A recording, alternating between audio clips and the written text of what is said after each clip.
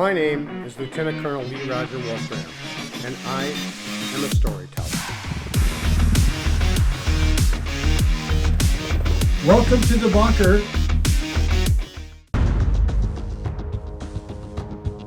Hey everyone, Happy New Year and welcome back to the Colonel channel for 2025.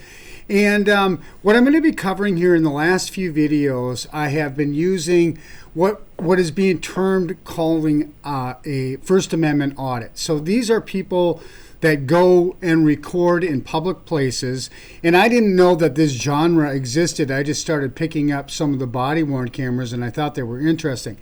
So when you hear the word First Amendment audit, that's some of the videos I've been looking at. And I just wanted to introduce this by saying I don't always recommend this because it is kind of confrontational. And, the auditors are out there and the claim is that they're protecting and bringing awareness to people's civil rights. On the other hand, they can be antagonizing, they can be rude, and whether that's illegal or not, I just don't know that it's necessary or advisable to just go and try to create situations with police. On the other hand, what they do find, and the reason why I have been watching these videos, is because they do catch police overstepping their bounds, misstating the law, and I find that in the videos that aren't based upon auditors. With that introduction, let's jump into this video, and this is from Audit the Auditors, which I want to give him credit for this because he doesn't just because an auditor does something doesn't mean that the auditor is correct. Sometimes the auditors are not correct, and sometimes neither the auditor or the police are correct, and sometimes the auditor goes to jail. So let's watch this one and see what happens. On November 4th, 2024, First Amendment Auditor Asiel Moses, the owner of the Kansas City Accountability YouTube channel, was filming on the street in Grandview, Missouri, near a branch of the North American Savings Bank, when he was approached by Officer Thornton Savage and later Officer Bo Bailey of the Grandview Police Department. Mr. Moses continued to film the events that unfolded. We go. Okay, so you see what he's doing here. He's going to a public place where it's likely the police are going to be called. And then he creates a situation where he can use his camera and assert his First Amendment rights. That's where I'm saying it's kind of confrontational to do so. That's not normal conduct. And I don't know that it's something that is bad because it catches a lot of bad things. But keep in mind, everything is on body-worn camera these days, so you don't need to be an auditor to be able to find these constitutional violations. Jump in. All right. How you doing? I'm okay. Just recording. Is there a reason? I got a camera. They're just concerned because apparently individual matching your description has been doing this a lot at NASB locations. Okay, you got your name and badge number, sir? Officer Savage, Grandview Police Department, badge number 0315. Thank you so much for being professional. Yes, sir. I'm just recording. I didn't even speak to nobody. I know, but they see you out here and they're concerned that you're possibly casing the place. Say that one more time. Casing the place? I'd rather roll a joint than case one. Okay, no, I get that. Yeah. So is it like for a YouTube website, or is it just recording just because you want to situation? I'm just recording. Is there a reason you're doing this building? I was actually just walking all the way around. Just walking all the way around? Yeah. This building or just walking around? Just around the whole area. Is that fine? That's fine. They're just concerned, so we're out here just talking to you. Well, I had no ill intent, nothing like that. Nothing nefarious going on. Just recording. Apparently Yes, he's just out here recording the fine scenery. Yeah. Can I get your name and badge number as well, sir? Yeah, if you want it. It's Bailey, 0198. Thank you so much for being professional. You doing all right today? I'm out here just hanging around. It ain't as cold as I thought it would be with the temperature dropping down. Yeah. How did daylight saving affect you guys? I wasn't working, so yeah. Usually the... Okay, so at this point, I just want to say, so these officers are being cordial to him. They realize that he's out there with the camera. And so there is no crime. They're not treating him like a criminal at this point. So I would say at this point, the officers have established contact. And here's the tough thing for the cops. So they get a call from somebody. What are they going to do? Just ignore it? So the cops have to sort of, respond to the call. Otherwise, we'd be complaining the police don't respond to the calls. So it's not a great situation for the police to be in. However, it's not that hard to just maintain people's constitutional rights either. Guys are working. They got to work an extra hour. Have you been doing this at other NASB locations, or this is like the first time you've been working? What you mean? because they talk to each other, right? All the Okay. guys wants to talk to each other. Apparently, they said that, and like I said before, an individual matching your description has been doing this a few times. Is it like, do you like the NASB structures or something like that? My description? Yeah. What description they give? Sombrero style hat, black male, gray sweats, gray sweater with a camera. You agree with that? That's what we were told. And if that's what the guy looks like to me, so again, the police are only going with what they have for information. Banks. Yeah, that's how it was dispatched. Man, I come in peace, man. No ill intent. If they would have came and talked to me, they would have seen I'm pretty like a real chill, cool guy. And where you guys police station at? Well, normally it's at 1200 Main Street, but we're working out of the View right now. The who? 2,500 buyers. It's a community center. It's community center? Yeah, they've renovated the city hall and police station up here, and they're about done with it. So that is you guys' police station? Is the city hall and police station connected? City hall's up top, we're at the bottom. Yeah. Okay. We're in the basement. And how long y'all been on the force? 17 years. Okay. You look young. I wouldn't have guessed it. Well, if you don't mind me putting you on the spot, how old are you? 42. You 42? Yeah. You stay around here or what, man? What do you mean? You stay where you live at? Are you from Grandview? I'm from Earth. Earth? Yeah. Okay, so, again, this is kind of like, I'm not impressed by this. It's kind of a game, so he's asking them questions. How long you been when they ask him questions? If we're just having a conversation, how come we answer the questions you have in a cordial way and then you give us kind of like non-answers back? From this planet? Likewise. Yeah, where you from? Earth. Okay. Hey, see, look at y'all. Y'all pretty cool, man. I like y'all. Yeah, so, man, I'm not going to be long. Just going to be out here getting a couple shots. Okay. That's cool. So, Do you have an ID on you real quick? You need my ID? Just to document who we talked to. Because here's the thing, right? Legally, constitutional rights, we have detained you for a little bit, so we need to make a real quick record. So, hold on. This was good. So you just illegally detained me? I didn't say. Okay, so here's the thing. So if he's free to go, he's not detained. And if he is not free to go, then he's detained. And of course, detention has different constitutional repercussions. So they can detain you. And the question then becomes about the production of ID. And so there are, in some places, statutes that require you to provide identification. In other places, there are not. You just said you detained me. Yeah. Is that illegal? For what crime? We got a call out here. It's a police call. That's okay, you getting a call, but now you just said you detained me. To detain somebody, you need reasonable, articulable suspicion of a crime. Now, this is true. Reasonable, articulable suspicion of a crime is exactly what is necessary. So it doesn't have to rise to the level of the police are there to investigate and they have probable cause that there's a crime in order to ask for identification. What it is that they can articulate the reason why there is suspicion of a crime. That's what they're talking about. What is the crime they're suspicious of right now? He is filming banks. Kind of an interesting point. What crime did you detain me for? We've already explained why we're here. You just said you got a call. I'm just going to document your name and date of birth and send it to you. Okay, I don't have to get my ID. Yeah, you do. No, I do. Let's get a supervisor out here. Let's get a captain out here, sir. Well, the captain ain't going to come out for this. He's going to come out for this, sir. Yes, he will not. Yes, he is, buddy. Well, let me explain to you. I was going to see how much you was going to trample on my rights. Now, you guys look good for it. See, I'm not impressed with this. Just going out there and baiting police, and these guys are trying to be nice and cordial with them, but he's playing a game. However, now we're going to the request for identification, and now here there is a point, and that is, what is the underlying crime that you are investigating? Because just taking pictures of a bank is not an underlying crime.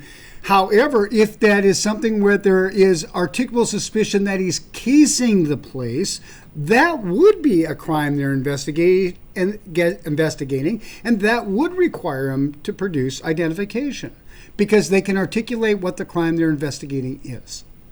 Second, no, but now you trying to trampling on any rights. I'm in public, doing nothing nefarious. Okay. And you just walk up and ask me for my ID.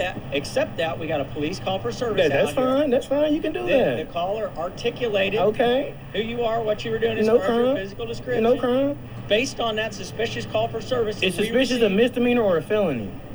Suspicious It's act. neither. Come on, Suspicious act. y'all looked like some good guys. Y'all just flipped the Hold on, script. Hold on. Y'all just flipped the script. Hold on, I'm gonna let you because I'm explain trying to yourself. explain it to you. Go ahead. Right? Because we're out here for a lawful call for service, and we contacted you lawfully. But okay, you don't have to agree. I'm just telling you this we most is the definitely law. challenge. Okay, I'm going to the police department. That's not law. That's not law, sir. So, That's not. That's a pretty bold statement when the officer's saying I'm a subject matter expert on this. You kind of put yourself at a pretty high standard there. So we'll see how this goes. Law. To show ID, sir. Can I ask what you've been doing? You need reasonable, Let me articulable ask you what you do suspicion for a living, that man. a crime is being committed. Now, you cannot Okay. turn. He putting his gloves. He ready to go hands on. He's cold-blooded. Hey, listen. My hand's cold. What do you do for a living? Why does it matter? I'm just curious now. You was asking me all kinds of questions and I answered them. Come on now. That's fine. And you know what I do for a living. I'm asking you what you do for a using living. police tactics now. I'm asking you because I want to explain it. Okay, something to you. I'd rather not answer that. Okay, you don't have to. I'm just out Right, here exercising rights. okay. Now, and if you're trying to turn legal, constitutional, protected activity into a crime, You see what a tough position this police officer is in, because he is really just trying to get through this. He's trying to make an answer the call from a bank of a person that is photographing or filming the bank, that has filmed and photographed other banks. So right now, I do think he could articulate a suspicion that there may be some plan for a crime against the bank. But what is that crime? You see where I'm going here?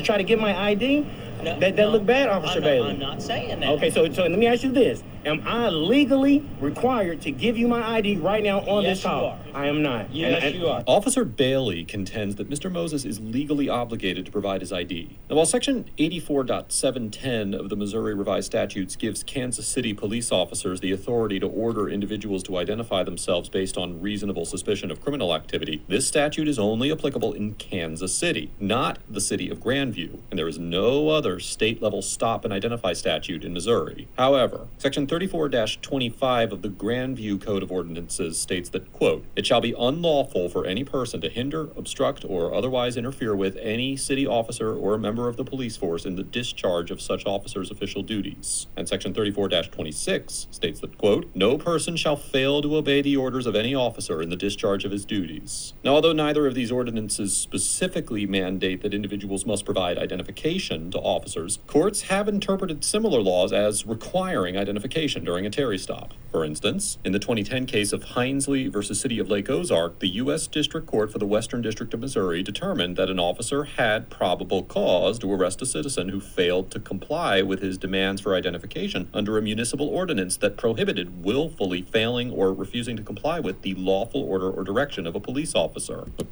So here's where I have to give the auditors some warning here, because look, there are all kinds of like little codes in the city, and there's the state statutes. So there's all these little laws that could actually be, they can pass a law at the town hall if they want to. But these laws then do sometimes create a situation where they can articulate, because you're not following that law, then they can articulate, then they can demand the identification. So if you're auditing, be sure you know all of the laws, because as soon as you run afoul with one of them, you're going to have to fight the constitutionality of that law before you're going to get to any constitutionality of your First Amendment rights. Accordingly, given the broad language of the Grandview ordinances, it is certainly possible that a court could interpret one or both of them as criminalizing the refusal to identify under certain circumstances. Nonetheless, as we have discussed many times before here on ATA, the Supreme Court determined in the 1979 case of Brown versus Texas that citizens cannot be arrested for failing to identify themselves to officers who do not have reasonable suspicion to believe they are engaged in criminal conduct. Now, we will discuss whether the officers had sufficient evidence to detain Mr. Moses later in this episode. But for now, it is important to understand that Mr. Moses could not be required to identify himself unless the officers had reasonable suspicion to believe that he was potentially engaged in criminal activity. Yep. So here's all you need to do. So if the police construct this correct, if they can reasonably articulate the reason why they are investigating a crime, that's all it's going to take. It's not the level of probable cause. It's just reasonable. Okay, so when you're out there auditing, you've got to be reasonable too, because if the police reasonably believe that you could be committing a crime and you don't dispel that reasonable belief, you're running afoul of the law, and your First Amendment rights don't trump the law necessarily. So you start to run afoul of the statutes that actually would create a situation where you're committing a crime. Let's get a captain out here, sir. No, captain's not going to come out. Let's get a captain. If somebody's trying to infringe on your rights, a captain should come out here. If I'm calling somebody higher than you, sir. What'll happen is you'll be placed under arrest for failing to identify That's yourself. a secondary crime. You got to commit a first crime first to even have to ID, sir. No. Yes, you do. No. I challenge you on that, sir. No, you don't have to commit a crime. Okay, we've already covered this. So he says you have to commit a first crime. No, you don't. There has to be reasonable, articulable suspicion of criminal activity. That's the standard.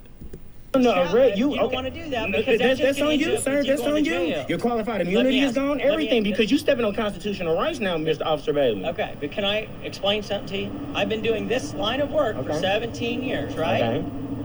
I have done that without complaint or lawsuit on my record. Okay, this will be the first. No, it won't be. This will be the because first, sir. This is the thing. Go ahead. Between the two of us, I am the subject matter expert on the law, and that includes constitutional law. I have hundreds of hours of study and application of that in my line of work. We are out here for a lawful reason. You've been contacted for a lawful purpose, us performing our duties. That is 100% true, whether you like it or not. And it is within that course of my duties that I'm asking you to provide a name and date of birth that I can verify, and we can let you go. He's almost correct here. So here's the thing. So articulate the reason why you are suspecting that he's a criminal. And where I think the problem lies is when you see that he's a YouTuber, you know he's not a bank robber, or at least that should dispel it. Hey, Chris, let me ask you a question. I'm not going to ask you. Let me ask you a question. Okay, let me ask you a question. Let me ask you a question now. I will answer it, and then you will identify yourself. So and you listen, go to jail. if I'm standing on the side. This is another thing I've covered in my videos. The police, you got to listen to like how you want your day to go, because the police will tell you what they're going to do. And this is where the egos start to take over, because once they lay that out there, once they say, if you don't do this, I'm going to do that, now the ego controls. That's where we start to have the real problems with the police, because they can't back down. But in this situation here, I still don't know that the auditor is correct. Eating a bowl of cereal. And someone don't like that. That's Just not listen. suspicious. This is First Amendment, freedom of the press. And I'm not stopping you from recording. But that's what you're doing. No, I'm not stopping Anybody you can say anything is suspicious. So listen, sir, and you say you've been doing this for so long, and you should even know this too. What was your name again? Savage. Listen, to get someone ID, they have to commit a crime, They don't. not just a service call. They don't. They do, sir. They don't. No, they have to be suspected, or there has to be reasonable suspicion. It is reasonable suspicion, and we Of a breached that. crime. Of That a is- crime. What crime am I doing? I'm simply just recording, sir. Mr. Moses argues that recording in public cannot be the basis for reasonable suspicion. As we have often discussed here on ATA, the Supreme Court has consistently acknowledged that the First Amendment protects so-called news-gathering activities, like filming in public places. Although the Eighth Circuit Court of Appeals, which has jurisdiction over Missouri, has not specifically recognized a First Amendment right to film in public, in the 2020 case of Chestnut versus Wallace, the court determined that citizens have a, now quoting, clearly established right to watch police-citizen interactions at a distance and without interfering. So this is another key. So if you're at a safe distance and you're not interfering, you're fine. But what a lot of people try to do is they try to get up in the police face, and that is not reasonable when they're trying to perform their duties. That will get you in a situation where there's safety and other concerns, where you could put yourself in a situation where you would be arrested and there would be a crime. Reaching this conclusion, the court cited favorably to other circuit cases establishing First Amendment protections for filming the police, noting that, now quoting, every circuit court to have considered the question has held that a person has the right to record police activity in public. Therefore, while Mr. Moses was detained for filming a bank rather than recording the police, it seems highly likely that a court would conclude his recording was covered by the First Amendment. However, even when an individual is engaged in First Amendment protected filming, courts may still still determine that the officer has reasonable suspicion to detain them in situations where they are involved in unusual or suspicious activity. For example, in the 2017 case of Turner versus Driver, the Fifth Circuit Court of Appeals granted qualified immunity to officers who detained a citizen for filming the quote-unquote routine activities of a police station from a public sidewalk across the street, even after recognizing a First Amendment right to record the police in public. In reaching this conclusion, the court reasoned that, now quoting, "It is appropriate for the police to take into account the location of the suspicious conduct and the degree of the potential danger being investigated. What is not suspicious in one location may be highly suspicious in another." The court also acknowledged that filming in front of the police station, now quoting again, potentially threatened security procedures at a location where order was paramount, ultimately concluding that an objectively reasonable person could have suspected that the citizen was casing the station for an attack, stalking an officer, or otherwise preparing for criminal activity. And you know what? And it's because it's suspicious. Normal people don't normally do that. There's not 20 people out in front of the police station every day recording. So just the fact that you're doing it is a little suspicious just because it's different. So why? Why the difference? Well, I'm a YouTuber. Okay, well, that explains it. Why the difference? You don't have an answer. I think the suspicion continues. thus could have found his filming of the routine activities of the station sufficiently suspicious to warrant questioning and a brief detention. Now, while Mr. Moses' conduct in filming on the street was seemingly innocuous in this situation, when combined with the security concerns of the bank and the fact that the bank employees reported seeing him filming outside their premises multiple times, it is certainly possible that a court could find that the officers had the reasonable suspicion necessary to detain Mr. Moses, particularly given the relatively low threshold of evidence required for an officer to establish reasonable suspicion of criminal activity. I've already asked. I've already asked. Now you can polite. You can polite. Yes, and I did nothing wrong. And I asked you a handful of questions. So let me ask you this. Me doing nothing wrong. Just simply out here with my GoPro in public because someone don't like me pointing at their building. There's no expectation of privacy in public. I'm exercising constitutional protected rights. I completely understand what you're And I wouldn't resist or anything if you guys wanted to attack me or anything. I see you trying to circle behind me. I come in peace. I'm really the most chill guy. But my thing is, I exercise my rights, and I don't let anyone infringe on the rights. Okay. We were out here on a suspicious activity call. That's not a crime. Every legal right to identify you. To ask for it. To identify you. There's case law. You need to what do law is research. it? He's been here for 12 minutes. You've been here for 12 minutes. 14 and a half. 12 minutes. We just been having a cordial conversation.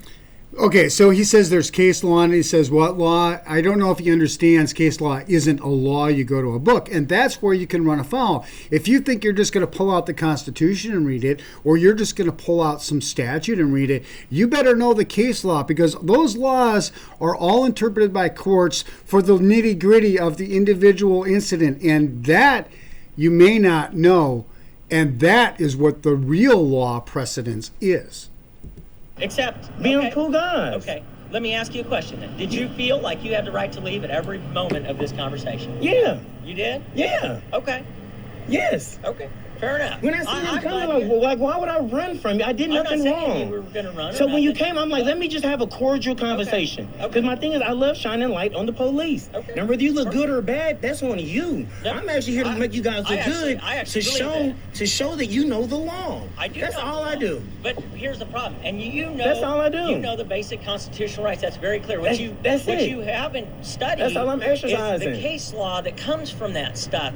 Thousands and thousands and thousands of police calls for service and contacts every single year, and they all go just like this. I do, Officer Bailey, sir. Okay, but you don't know because you would know what I'm saying is accurate. I have rights to privacy, sir. I don't have to show my ID if I haven't committed a crime. And then you said failure to ID. I have to commit a crime first to show you my ID. Failure to ID is a secondary crime, sir. How am I educating you on 17 years on this? You're not educating me because you're incorrect. Me recording is my First Amendment. You're asking me for my ID. This is the fourth. I'm going to arrest you at this point. I'm not going to resist. Okay.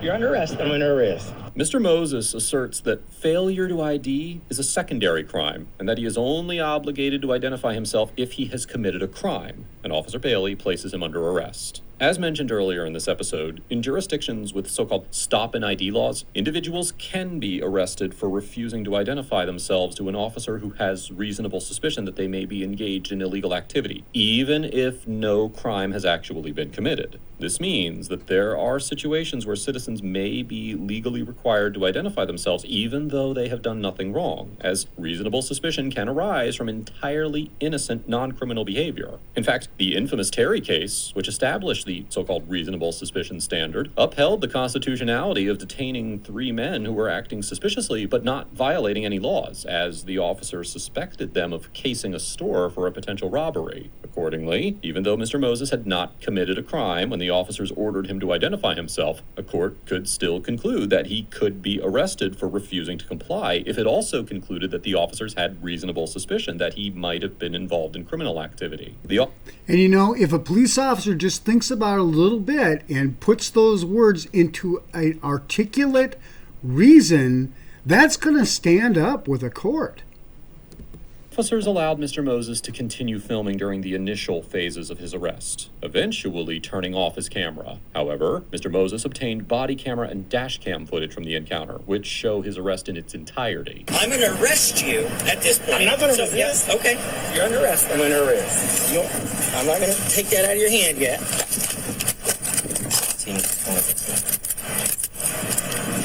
For nothing, dude. All you had to tell me was your name. I did nothing wrong. You did, and I'd explain it to you, and because you don't like it. Because you don't like it. That's not it, sir. Because you don't That's like how it. it works. Okay. So you're a First Amendment auditor, probably. I got a YouTube channel, think you're cool, a bunch of followers. You don't understand the law like I do. I do, sir. You don't. I didn't do nothing wrong. Because I don't come to your place. I don't come to your place of business and tell you how to do your job. I'm not at your place of business. You are. I'm in public, sir. You are at my place of business. Where do I operate? All right, for your safety, Come on, sir, for your safety and mine, I'm going to pat you down. Do you have anything on you that I have nothing on me, hopefully sir. hurt I your have nothing. establishment? Ain't nothing on me. Ain't nothing in my pocket but my cell phone. Where's your ID at? I don't have my cell ID. phone keys? What's your last name? What's your last name, sir? You said you arrested me. I got a right to remain silent. You need to read me my rent. This is not a guilt-seeking question, and I don't need to read your rights. Again, you're incorrect. After placing Mr. Moses under arrest, Officer Bailey asks him his last name, and Mr. Moses protests, arguing that he has not been read his Miranda rights. As we explored in previous episodes of ATA, the Supreme Court concluded in the landmark 1966 case of Miranda versus Arizona that law enforcement officers must inform suspects of their constitutional rights under the 5th and 6th Amendment, such as the right to remain silent and the right to counsel, before they can be subjected to so-called in-custody interrogation. This is a very important point because I get calls about this all the time. People tell me they didn't read me my Miranda rights. The only thing Miranda does is protects you from your own mouth, from you giving information like a confession or facts against you. And it only applies when you're being questioned and you are in custody. So the simple fact they don't Mirandize someone if they're not asking them questions in custody, Miranda does nothing. While there may be situations where an individual is found to be in custody even if they are not formally arrested, because Mr. Moses had unquestionably been placed under arrest, it is almost certain that a court would conclude that he was in custody for Miranda purposes. However, this does not necessarily mean that Officer Bailey was required to read Mr. Moses his Miranda rights before asking him any questions. In the 1990 case of Pennsylvania versus Muniz, the Supreme Court held that Miranda warnings are not required before officers ask routine booking questions about a suspect's name, address, date of birth, and other basic identifying information. While Miranda warnings may be required for booking questions that go beyond standard administrative information and are intended to elicit incriminating information, in this situation, it is likely that a court would conclude that Officer Bailey was not required to read Mr. Moses his Miranda rights before he could ask him any biographical details, such as... Now let's talk about this. So if your Miranda rights are violated, all that does for you, it doesn't make the arrest go away. It just means that any statement that you gave that the police would use against you gets suppressed, so it can't be used. That's all. It's not a get out of jail free card. It doesn't mean that whatever crime you are accused of just goes away. What it means is if you had given incriminating information against yourself, you could suppress it so that the jury never hears it. That's all Miranda does. Protects you from your own big mouth.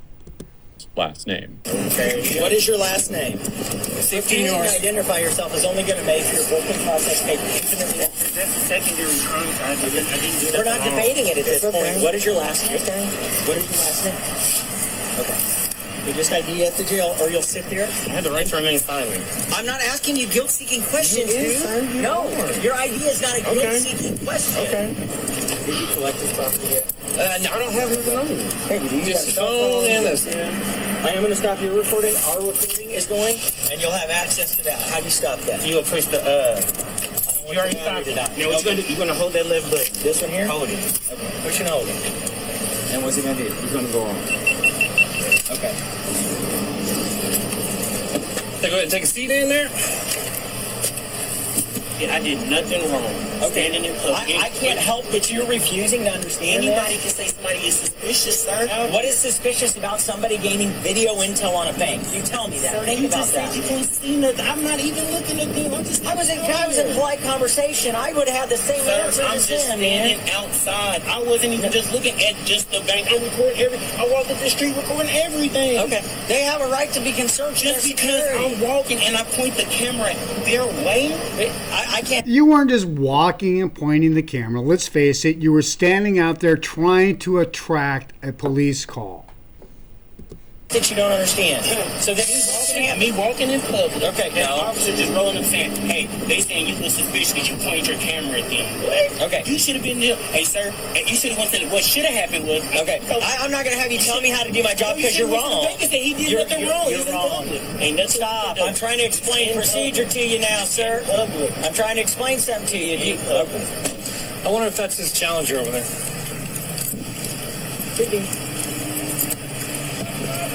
Hey, you want to go talk to the bank? Because they said that they got reports of this guy. Maybe they might know who he is.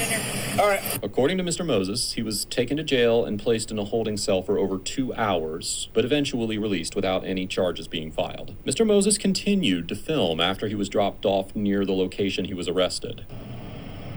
They took me to jail. This is Bailey, bro. I just got out of booking. I just got out of jail. I didn't give them my name. Y'all can't get nothing from me. I didn't give them my name. They took me to jail. I tried to tell them, y'all. Do you want to call a captain? You want to get somebody that know what's going on and ask them what's going on?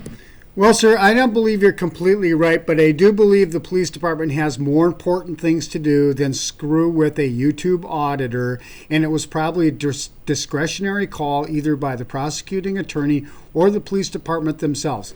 It isn't a big deal except for the fact you made it a big deal.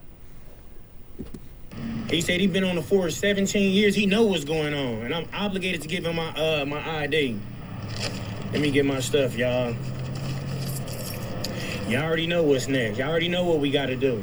After his release, Mr. Moses shared his footage on his YouTube channel. And as mentioned earlier in this episode, he also obtained and published the body camera and dash cam footage. Mr. Moses has stated that he intends to pursue civil legal action regarding the arrest. Good luck. Overall, Officer Savage and Officer Bailey get a C. Because while they started out strong by engaging with Mr. Moses in a cordial and respectful manner, they unreasonably escalated the situation by demanding Mr. Moses provide identification and unnecessarily arresting him when he refused to do so.